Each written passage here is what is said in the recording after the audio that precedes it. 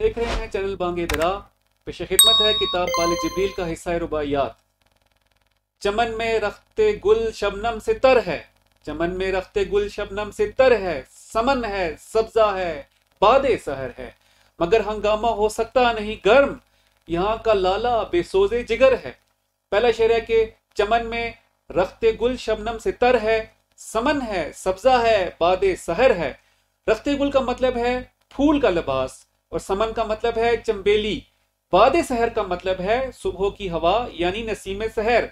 अगरचे बाग में फूल का लिबास शबनम से तर है, गुलाब भी है, शबनम भी है और चंबेली भी है और सब्जा भी है और नसीम सहर भी है, मगर हंगामा हो सकता नहीं गर्म कि यहाँ का लाला बेसोजे जिगर है।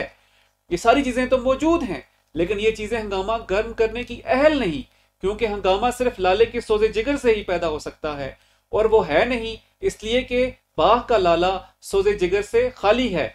मुराद यह है कि दुनिया में हर तरह का सामान वाफिर मौजूद है, मगर इससे काम लेने के लिए जिस सोजे जिगर की जरूरत है वो जब तक पैदा ना होगा कोई भी हंगामा कभी भी कहीं भी बर्पा नहीं किया जा सकता और ना हो सकता है। मुसलमान दरअसल इस सोजे जिगर से महरूम हो गया है।